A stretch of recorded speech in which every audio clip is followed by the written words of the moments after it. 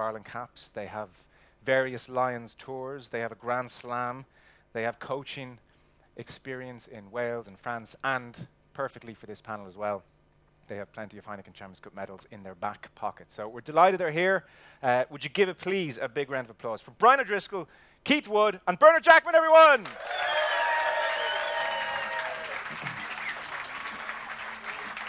Hello.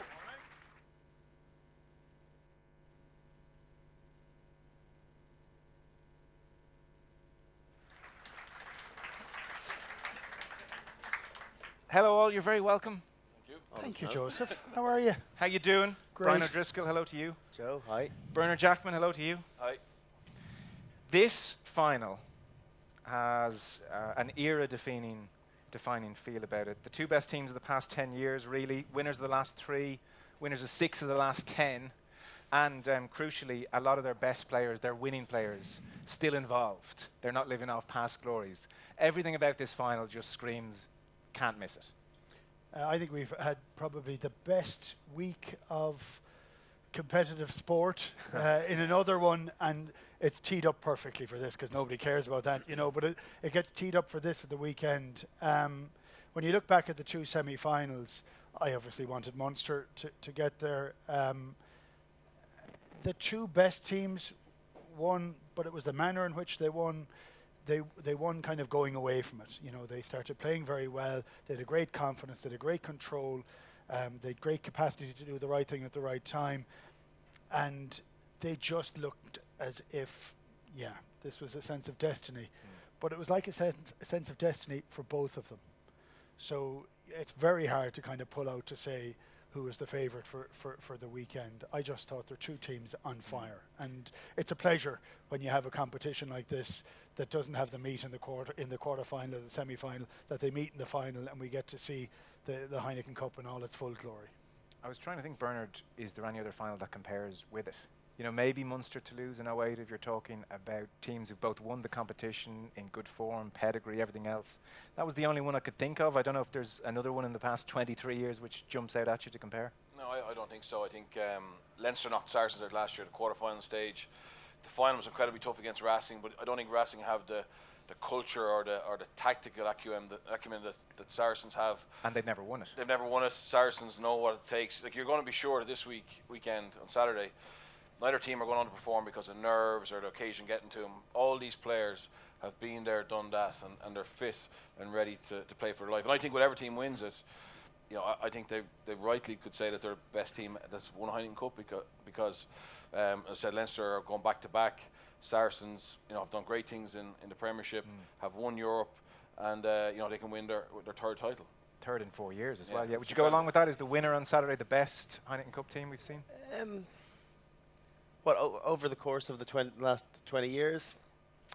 For now, it's transient, you know. And well, obviously, I meant for now. No, but like, I know, but I like. You prefer the 09 team? Is that what you're trying to say? No, I think this Leinster team is a better team than the 3 teams that I was part of it with Leinster. Definitely, the strength and depth. But I look at that Saracens team now, and you can see the appetite and the hunger that they have. I was on BT Sport last night, and they had an interview with Owen Farrell and talking about how much respect he has for Leinster and how, you know, what high esteem he holds them in because of what they've achieved, because they're playing for their 5th title. And he said, all we can do is aspire to be them. And so, you know, from that side of things, are Leinster now, having won 4 titles, the best team to play in Europe? Probably.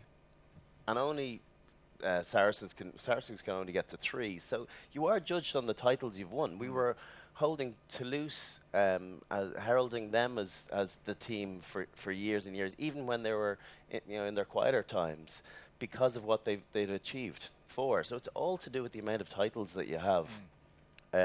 Because no one remembers how many finals you've been in. They only remember the ones that you've won. And fortunately for Leinster, they've been in 4 and they've won 4. So, yeah, my only concern about the game is that you look at all the stats and, you know, they're the two best defences in the league. They don't give away too many penalties. You know, they're miserly. They don't concede so few tries. I'm just concerned that it might be a 15-12. And it mightn't be the spectacle that we would hope, and to certainly knock on from the Champions Cup the Champions League semi-finals that we've had. Yeah. You hope that we're going to get a great spectacle, but I just am unsure, and the weather isn't meant to be brilliant either, which isn't going to help. But a kind of thrilling 15-12 in its own way, because it'll be so close, it'll be in a knife edge, every moment will have huge significance. Well, it'll be a test match. Yeah. It's going to be a test match. You look at the amount of Lions, there are 12 Lions players, 11 of them were involved in the test 2 years ago in New Zealand at some stage in the test series, plus Billy Vunipola as well. So, yeah, you've got a really, really high caliber of international player, and I don't know if there's any player starting going to not be a test match animal or an international cap player. I have a ton of questions to ask about the specifics of the game, which we'll get into, but just in broad terms, this has been talked about as one of the more 50-50 finals that you'll ever come across. Where are you on that spectrum? Yeah, listen, it is that. Bookies have Saracens by 1. I think if you had a gun to my head, I think that's fair. And only to Birch's point, that I think the hurt that Saracens feel from that quarter-final last year is, if you're looking for a reason for there to be a difference, I think that's going to be potentially one you could choose. They were really wounded by it. They threw a lot at Leinster, and then they were put away by them. And I think you look at the calibre of how Sarries have been over the last 5-6 games, other than a loss in Bristol against the run of play. They've had an opportunity to rest all their frontline players last weekend, which they didn't get to do last year before the quarter-final. So they are, all the talk is that they're ready to produce their best, and they've been in scintillating form in the Premiership. Yeah, they do look like men on a mission, Keith. 56 points scored in the quarter-final. They beat Munster by double scores. They've won every game thus far in Europe, and you figure they have their eye very much on number 3, really from the off this season. Yeah, it's funny, they've a absolutely star-packed team, but they play as a team, and they've in a couple of players that I would look at it. That are not the ones that get the biggest level of credit. I'm a big fan of Rhodes on the back row. I just think he plays at a phenomenal standard. He gets, and is one of the most underrated players in the English Premiership. He plays brilliantly all the time. Brian mentioned most of these guys are Lions, or 11 or 12 of them are Lions. They'll all be test animals, even if they're not. He plays at a test intensity all the time. And I love good at 15. I like the idea of having a playmaker.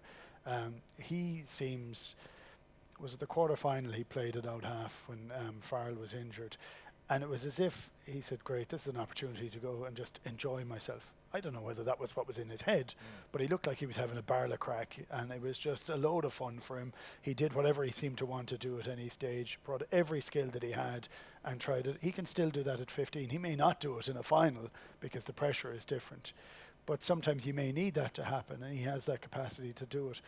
But it's everybody seems to have a role and have a job, and when I look at Saracens, and where there is the small bit of envy when you look at them is on between 55 and 60 minutes, and you suddenly see the guys that have been brought onto the field, that are a couple that are over the hill, Berger, but he has 20 minutes of a bit of madness and magic in him. So they roll him out for 20 minutes and he causes carnage and flattens a few guys, has a few turnovers, latches onto something, and suddenly there's a bit of play. And it's whether Leinster, I nearly said Munster, but whether Leinster, to say we in Leinster is very difficult for me, but I do want to say it for this week, because I want Leinster to win. And it's whether Leinster can be in enough of control of the game, and that can be an attitude as opposed to points with 15-20 to go, or whether Saracens' bench will actually knock them over. Well, let's dive in. There's a few things I want to get your thoughts on. One for you, Bernard, because you're just out of the coaching game in the last few months. You can give us a sense of this. It was very interesting before the Toulouse game in Dublin just gone that there were a number of big Leinster players coming back. Robbie Henshaw, James Lowe hadn't played much. Johnny Sexton, obviously, he played 65 minutes on the day. And much of the talk before that game was, well, are they battle-hardened? Are they going to be able to get the pitch of this game? Where will they be with 15, 20 minutes to go? And they seem to come through just fine. But then it's very interesting that they're then cosseted away for 3 weeks. And there seems to be this faith now that the Tuesday training sessions and whatever sports science is going on is just fine in lieu of playing. You know, in all your days it would have been, well, you've got to get a game or two if you want to be at your very best. That ship seems to have sailed now. Is that your understanding of where sports science is? You've no issues with Leinster being battle-hardened here. They're big players. Yeah, those big players have been there, done that. They don't need to play the week before. And probably no team has as much experience of Leinster of managing those test players as well as they can. So, you know, the week before they played Toulouse, they played a second string team. The team, and the majority team who were going to play against Toulouse, you know, they trained Thursday, Friday together, got good intensity. They know the numbers they need to hit. Right. So it is very scientific. And what kind of numbers are they? Well, it depends on high-speed meters, acceleration, deceleration. So it's mainly around GPS data. Okay. But they know what the session they need to hit, you know, 10 days out from a game is. They know what a Tuesday needs to look like for them to be right on the money. And that information is available live. You know, so there's sports scientists who are monitoring the session live, so they can cut a session, you know, when they hit the numbers, or they can extend the session for those that don't. So it has become much more scientific. But also the big thing is, these are world-class players who know how to get themselves right mentally. At this stage of the season, you know, they've played enough games, the pre-season under their belt. They just need to get themselves right mentally. And everyone has their own unique way of preparing outside of what the coaches lay on for you. So I wouldn't worry about Leinster at all. Saracens have the same type of quality. You know, they were able to rest players against Exeter. They rested 11 the week before. That seems perfect. But I'm like, Johnny Sexton is playing his 10th game of the season for Leinster, which is a mad stat this Saturday. Surely they're only doing that because they're champions, because they've proven that they can do it in previous seasons. They've proven it already this year without much game time coming back for the quarter-final. Albeit they weren't brilliant, but they still got it done, still managed to see their way through. You know, I guess remember as well, they were in the semi-final 2 years ago and you know, gave Clermont a running start and almost caught them. So this is a team that has a confident coach in their belief because of what he sees on the training ground, and that's what we're not privy to. And that's why sometimes you scratch your head when you see someone delivering on you know, for their province week on week or very consistently, but yet somehow something's amiss at training. Clearly, in training with Leinster, there's huge confidence derived by the coaching staff of Leo Cullen and Stuart Lancaster to feel as though their sessions are so tough and so physical that they're primed perfectly to play, having not played 80 minutes for 3 weeks. Okay, so no worries on that front. It was interesting, Stuart Lancaster, for the second or third week now, was almost coming out to defend Leinster a little bit this season, you know, because people have said they're not quite at it in the same way. And he was saying people have sort of looked back at the season and said, oh, we haven't quite fired on all cylinders. But he said, I go back to the point, we put 50-odd points in Wasps, we beat Bath by 40 at the Aviva. The team has scored the most tries in the Champions Cup, and the league last year was us. This year we scored the most tries in the pool stages again. We scored 95 tries in the league. So we've got our own threats as an attacking unit as well. It's the two best teams in the final. We're a good attacking team. They're a good attacking team. We're pretty confident ourselves as well. I thought there was just a touch of, everybody hang on here a minute. You're getting in on us a bit quickly. But I still have the sense, a lot of people do, that they haven't been at the same pitch as last year. Yeah, I thought they ran away with the league.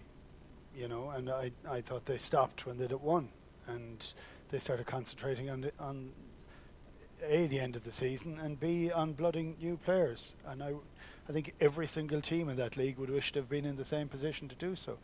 They then followed it up by winning their quarter-final, and I thought they were poor in the quarter-final. I thought Ulster did a really good job on them, but Brian just said it, they got the win at the end. So winning playing poorly is enough to really kind of peeve you, to say that, yeah, you have to do an awful lot more, but you're still in the competition. So you're happy, you're in the competition, and you're browned off because you haven't quite hit your marker. But the semi-final, their performance in the semi-final, now there's two things in that. One, I thought they were phenomenal. I thought they played incredibly well, incredibly smart. I thought Toulouse were tired, and had a couple of injuries, and their selection wasn't as good as it could have been. And I did think they were tired.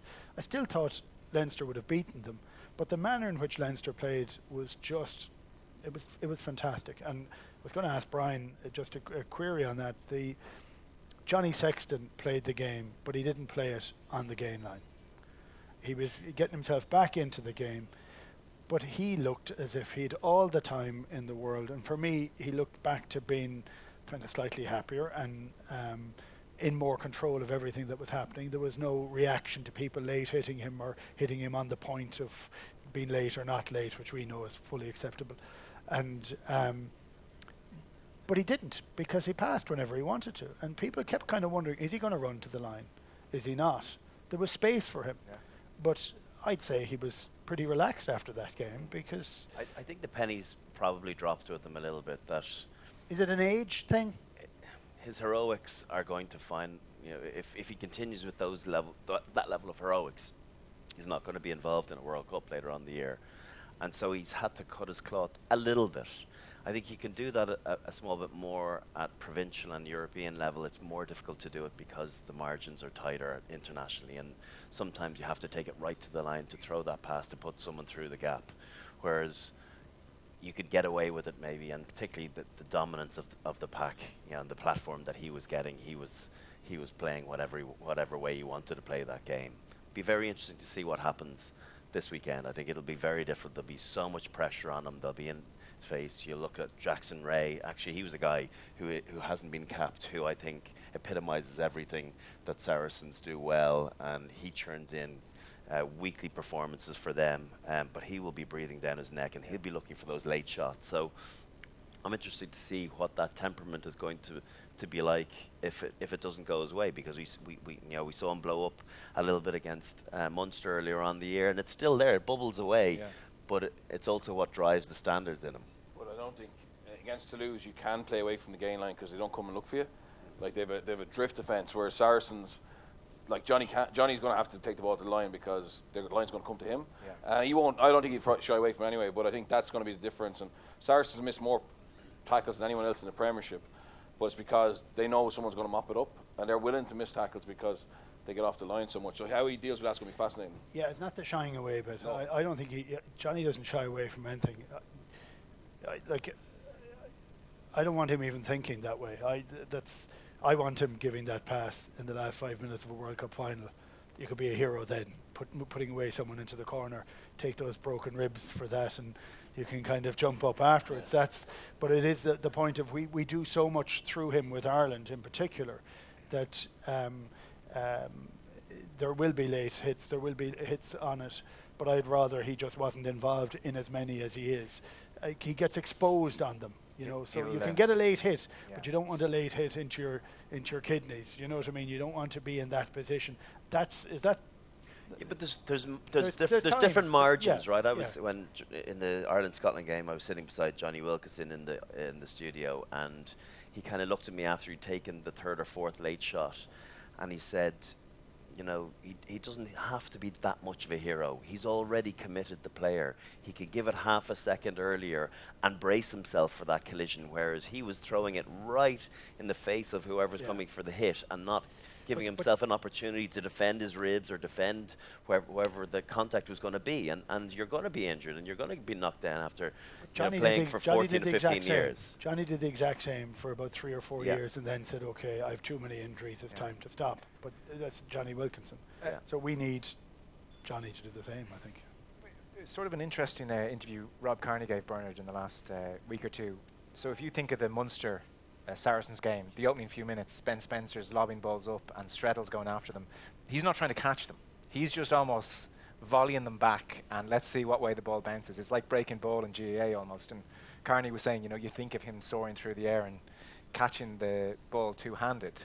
This is now a new challenge where Saracens seem to be happy enough to go up, get a hand back, and let's see what happens.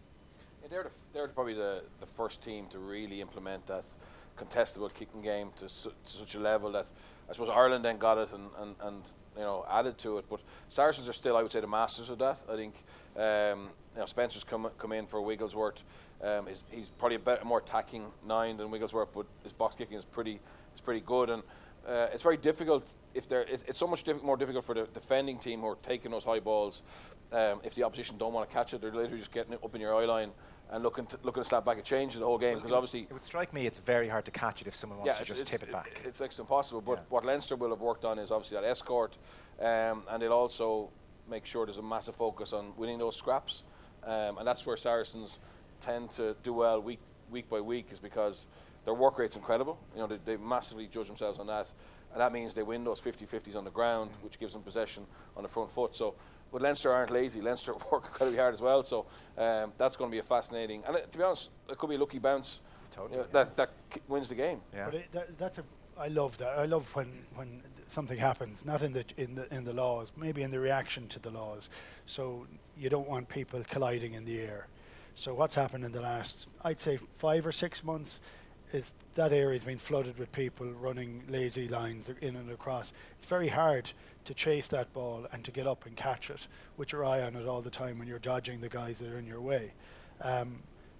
It's much easier just to say, well, I'm not actually going to go to there, and I'm spiking it back down on my side. So will the reaction come from Leinster this week if that's what Saracens do? Will they say, actually, we're going to put one guy and we're going to start lining them up so that we can catch it once he spikes it back down again? And it can be a precarious thing to do as well. You know, like, just on Birch's point, I think the urgency that Saracens show of getting their runners into the support lines of right and left of where the ball is being contested. And there was a really good example where Owen Farrell put a ball across for Strettle and he batted it down and Brad Barrett picked up the scraps. And you could see how Lazowski, the centre, with Barrett, beat into the space Scannell and Farrell, and owned that space, where the two lads saw the kick and kind of switched off for a second. And conversely, two Saracens boys got excited knowing there's scraps here to be had. Okay. And in fairness to Mike Haley, he didn't do anything wrong. He checked his run so he could get a spring, so he could accelerate onto it. He tried to catch it above his head, and even still, with Strettle, comfortably got it back. So you don't know where that's going to be beaten back to, though, as well. So you can get lucky on another day where that could bounce and hit the ground, and it could fall into your path. And then they're in a very precarious position as well, where you could catch it on the run or, just as you're about to accelerate. So you have to be careful too what you wish for. Yeah. It can go for you, but can absolutely go against you. In the quarter-final last year, Leinster did score a try off Carney taking one of them, and Saracens weren't quite set. The other really, it's amazing because some of the themes which come up again and again. So throughout much of this Six Nations, we watched Ireland, amongst the teams, shunning points, kicking for the corner as opposed to taking their 3 points. The Wales game jumps to mind. Saracens take their points. They make the scoreboard your enemy very early on in the game. I know they score big margins ultimately, but often they cut loose late on. So I'm curious, if you were all in the leadership meeting this week, you're going to be talking about, well, when we get our opportunity to kick 3 points, I presume we're kicking the 3 points. We're not going for the corner. I always think it's tricky. I love the idea of kicking the points, and once you have kickers like the two kickers that are playing on Saturday, they can kick it over from anywhere, and they're striking the ball beautifully. It kind of depends on the flow of the moment of the game at that stage, and it depends where the kick is. And I know that sounds kind of simple, but if it's in front of the post, they should just bang it over the bar. They shouldn't even think about it. If it's out there and the momentum, and you have that little shift in momentum that happens, and maybe something may have happened to one of the Saracens players, or there might be, like if someone is sin binned, I'd be kicking it into the corner. You have to gauge it on a minute by minute basis. Yeah, but it's ultimately the decision of the 10, because if they go up to the captain and they went goal, no captain's going to go, I think we might go to the corner on this one. No. It doesn't happen. They go, right, my goal kicker wants to knock 3 over. I listen to him. Johnny makes those decisions not because, I think he makes decisions how Leinster like to get in front and they like to put a squeeze on teams, but I think if you're looking at defensive mauls, Saracens are up there. So I think that discussion will have happened this week as well beforehand, and then Johnny will still make the call based on how he feels. But they won't change tack though. They'll still go to the corner. Yeah, they might. But for the kicks outside the 15, certainly the kicks from 10 to the touchline, they'll go to the corner. Well, what Leinster are very good at actually, and Ireland are very good, if they don't score from the ball, they keep the ball and eventually they either win another penalty. Sometimes you can force a yellow card. But again, against Saracens, traditionally they're quite good at keeping their discipline there. Like other teams crack, generally, when you have sustained levels of pressure on their line. Yeah. But normally it's Saracens doing the ones who are actually forcing that pressure. I'm sensing you'd prefer them to take the points here. Yeah, so 100%. This week, I think the thing of Saracens, if you look at Saracens, even them against Munster, 12-9 at half time, given how they played, it was a miracle it was that close. The game 2 years ago in the Viva, where Munster were behind but continued to box kick, Munster just rigidly stuck to the game plan, and Saracens were unbelievably comfortable protecting the lead. Yeah. I think I'd love to see Saracens behind with 20 minutes to go. See what Yeah, they see how they find see it. what they do. So I would say take points, but listen, Leinster, they're not going to 4 trophies with it, by just taking points. They've been very good at sensing the weakness. Just a quick, as coach in the box, you have no way to communicate down to them. No, you can get a message on, but by the time it won't be for that one, it'll be for the subsequent ones. See, there's not enough time. And to also get Johnny's down strong enough to go. No, like you want those guys, and Stuart and Leo would have done that, and check it is.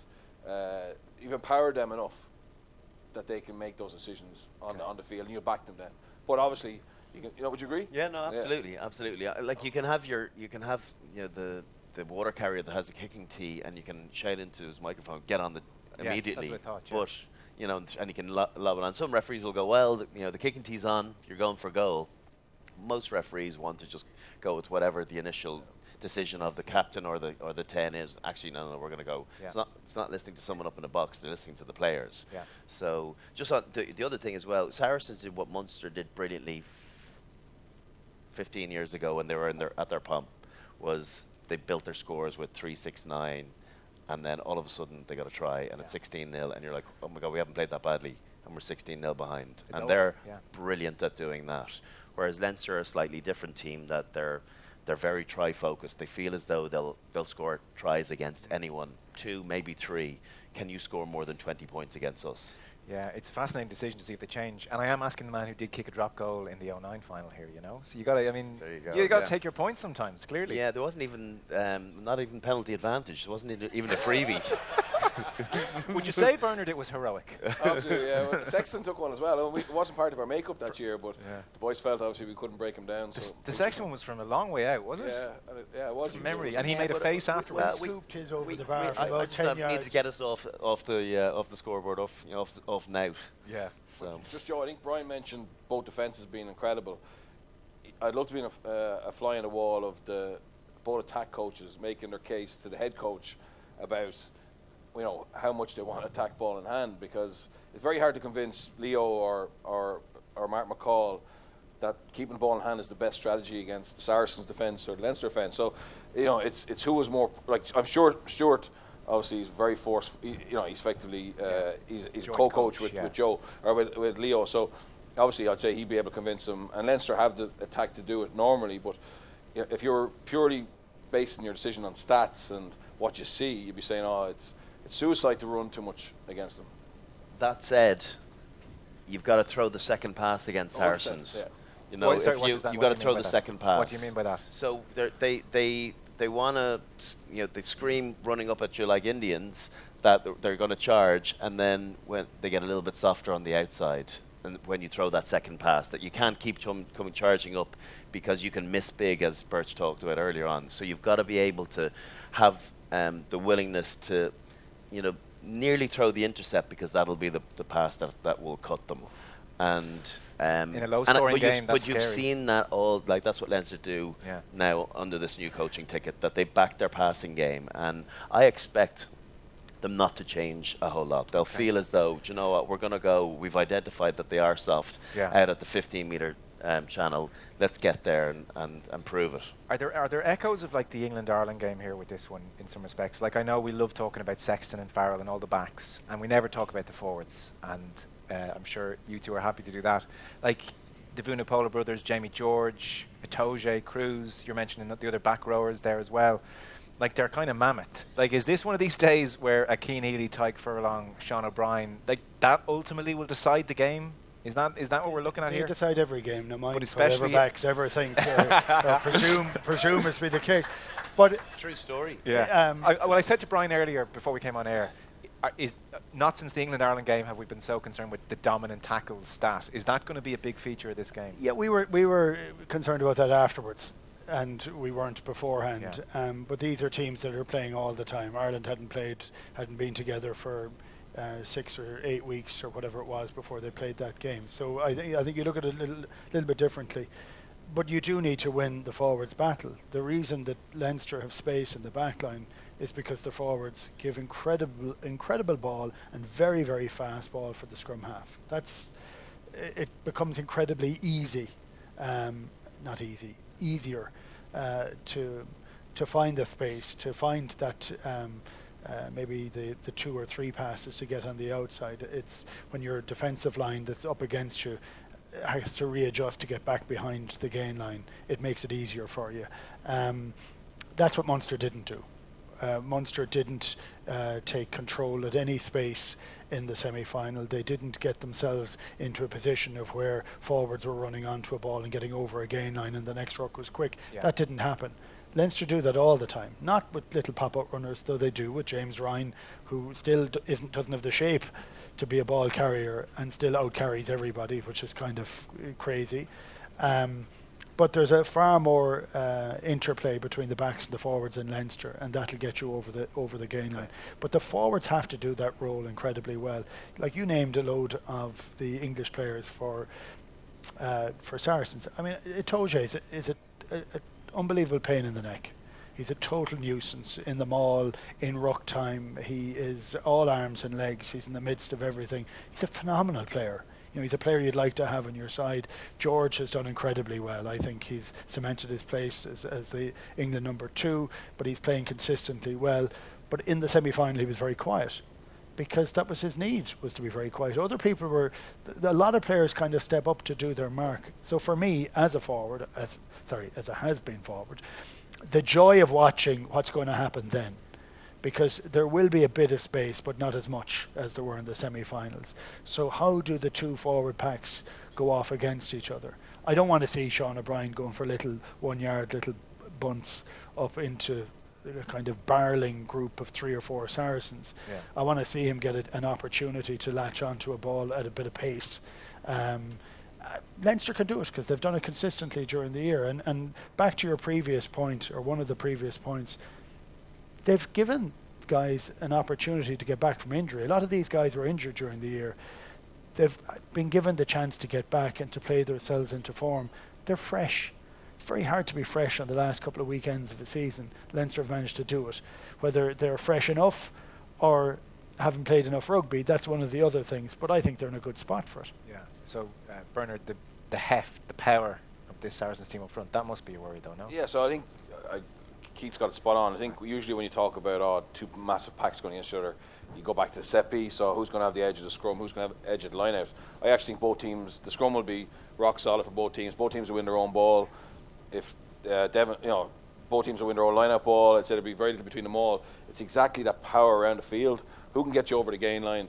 Who can clear out the breakdown with real venom and speed?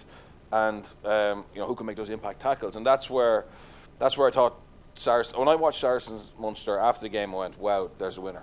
Yeah. 24 hours later, I saw Leinster come back to their best, and I was like, but I hadn't seen any team who attacked inside that third defender, flat on the gain line, unbelievable clean-outs, and again and again and again. And that's where Leinster are going to have to man up. Yeah, my one bit that really frustrated me with Munster on that semi-final was box kicking to where Billy Vunipola was going to be the first receiver off the catcher. He has taken his time to get back into the game since he's had 3 bad injuries. Yeah. He's taken his time. He's not in the front line of a huge amount of the defensive play. He sits back in the back line. He's kind of gauging it. But if you give it to him and give him a 15-yard run, I mean, he'd go through the bloody bar over there. You know, he's a bear of a man. So you just want to try and keep him moved around the field a little bit more. So I just felt that was part of Munster's game plan that they stuck at this year. I thought they made a huge improvement from 2 years ago, but they were still outplayed. I think the footwork of the Leinster forwards is more impressive than the Munster pack. Talk about James Ryan. He never hardly ever carries the ball directly into contact. Always some movement, right or left. Sean O'Brien, likewise, Yeah. was a time that he used to just, if there was no hole, he'd make a hole. Whereas now he's looking to run to soft shoulders, and partly because they're looking for an offload game as well, which wasn't evident 4, 5, 6 years ago. Yeah. Whereas now they're thinking, get in behind, keep this ball alive, change the point of contact. And I think that's why Leinster have been able to create so much fast ruck ball, is because they're not running into, to use a children's term when you're teaching them, run to the trees rather than run to the trunk. They're running to arms, and straight away, they're soak tackles rather than dominant tackles. Players are getting in behind, you're getting offloads away, or you're giving a target to be able to clear over those rucks, and bang, Luke McGrath has gotten rid of it. So I think that's what differentiates that Leinster pack from lots of other packs, and that's why they'll have success with generating that fast ruck ball. The referee is Jerome Garces, which was met with general dismay. Can you explain why he's so terrible? Yeah, the ruck will be a shit show. Is that the technical description? Yeah. Okay. It'll be, he'll let anything go on. Right. And listen, maybe off the back of how it's been met, maybe he'll, referees read newspaper articles, and I'm sure look online and think, maybe I need to tighten that up. Also, maybe Joel Juge, who's head of European referees, will have had a word saying, listen, I've given you a big game here. I need it to be clean. I need it to be a spectacle. So don't allow the usual antics to go on in this game. So, but the two teams will be analysing each other, but they'll analyse the referee as well and see what he's hot on, and know that they can get away with a little bit more at ruck time. Hold on to the ball a little bit longer in contact. It has to be the most obvious jackling position of all time if he's going to give it to you. So hold on, fight in the ground, wait for your support to come, and you should be able to hold on to possession. And is Garces wrong in the way he officiates it, or is it just a fair enough interpretation, or it's just his interpretation, right? I think he's unbelievably consistent in his awfulness? Yeah. So whatever Brian calls the way he referees the ruck, that's like that every week. But I think it's shit show. Yeah. I think the most interesting. So I don't think there's any point in analysing Garces and what he does in top 14. Or what he's done in Europe this year, and expect to see anything different. And Leo and Mark McCall know him well enough, and all the players know him well enough. The most interesting thing is, can you find out what his review was like post Munster? Because this is so either Joel Juge, because Joel Juge appointed him for this match, right? So it was either going to be a Welsh referee, which was Nigel, or it was going to be probably Poit or Garces. So the fact that he's got the game, either Joel Juge thought he had a very strong game in the semi-final, or he's given him 4 or 5 things that he needs to go out and do differently. So if you're preparing for that game, now I know Munster would have definitely had issues around the breakdown, they would have issues around the offside line, and that would have been fed back to Joel Juge. Whether he accepted that was real or not, it's going to be. So I don't think. So I watched him referee last weekend in the top 14.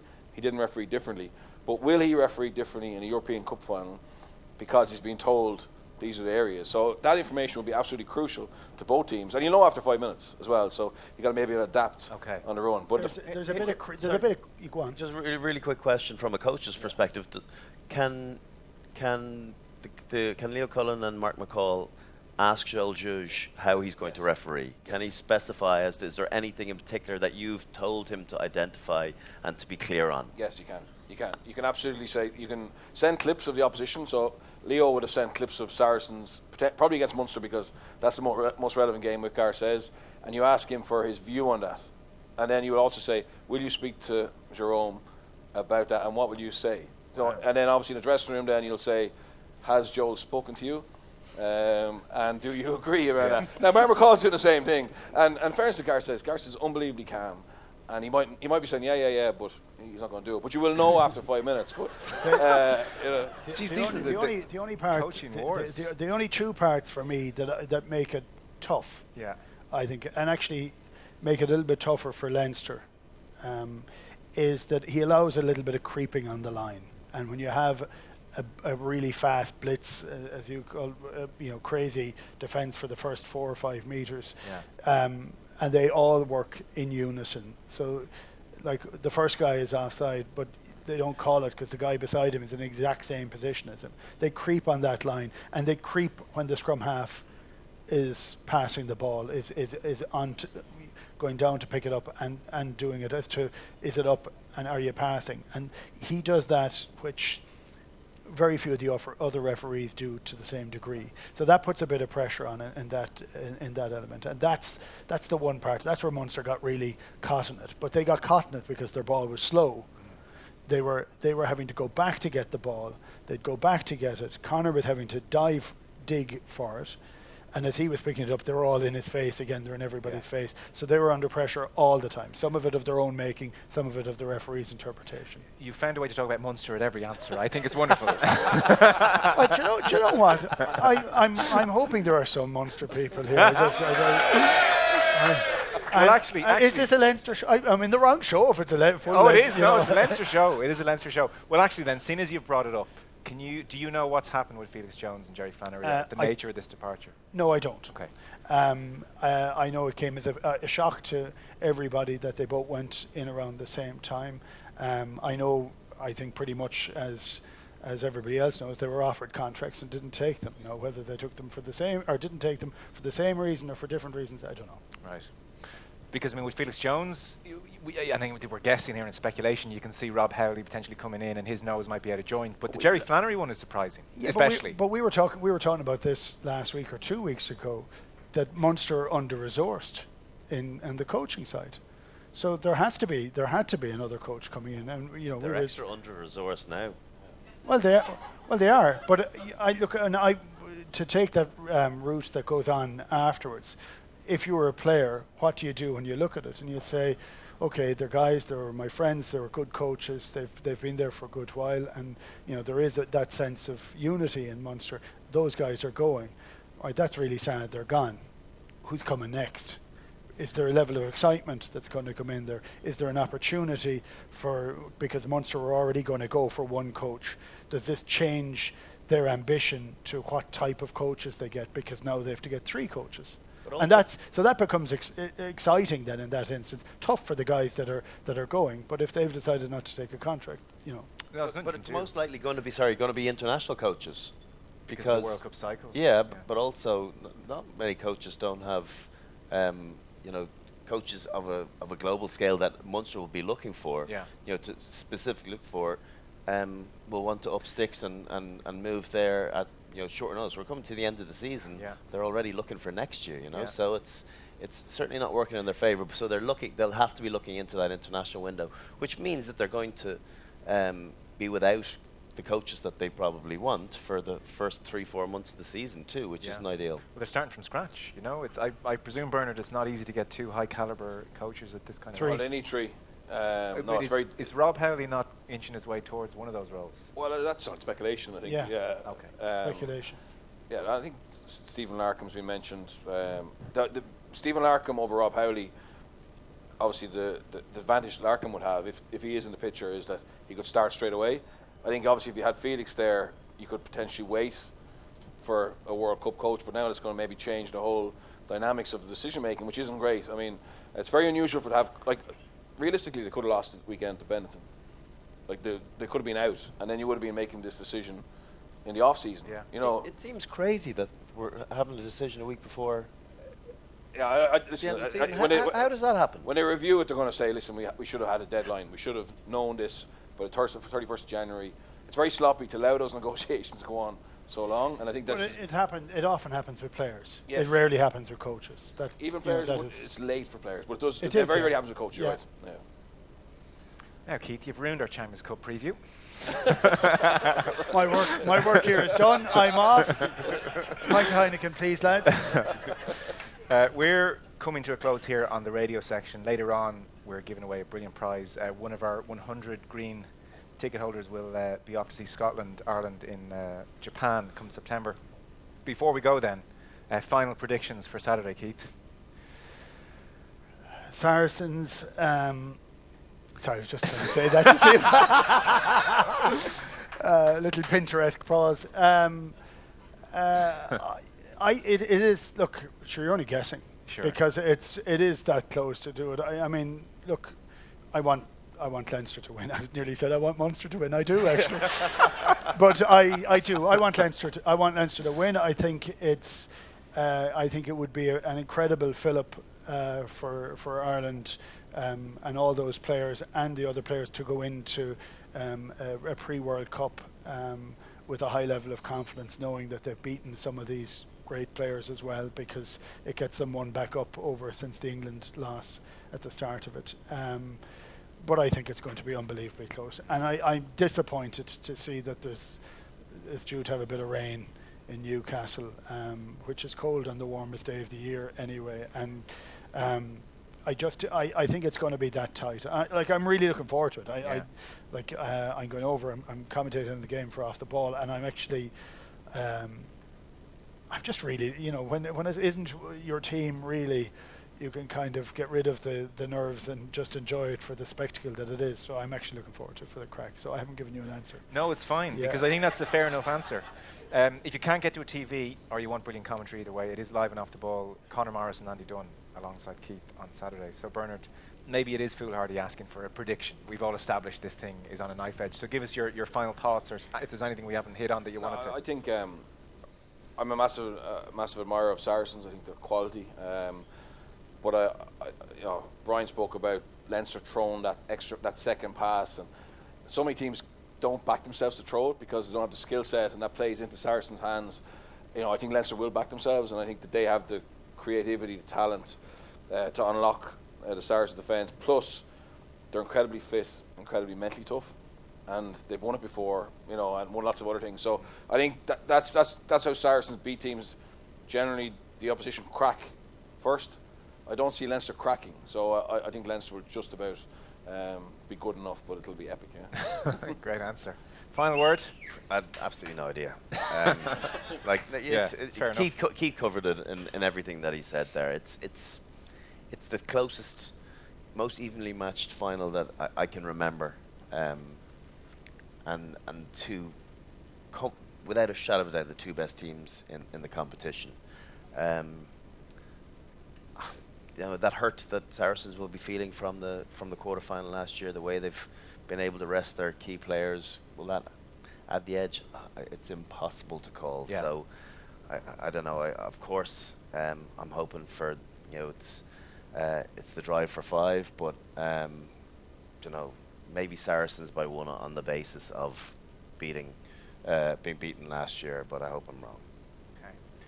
We've been here with thanks to our friends at HeinekenRugbyClub.com. We're going to an ad break in just a moment. But first, everybody at Tramline Dublin, a round of applause, please. Keith Wood, Bernard Jackman, Brian O'Driscoll.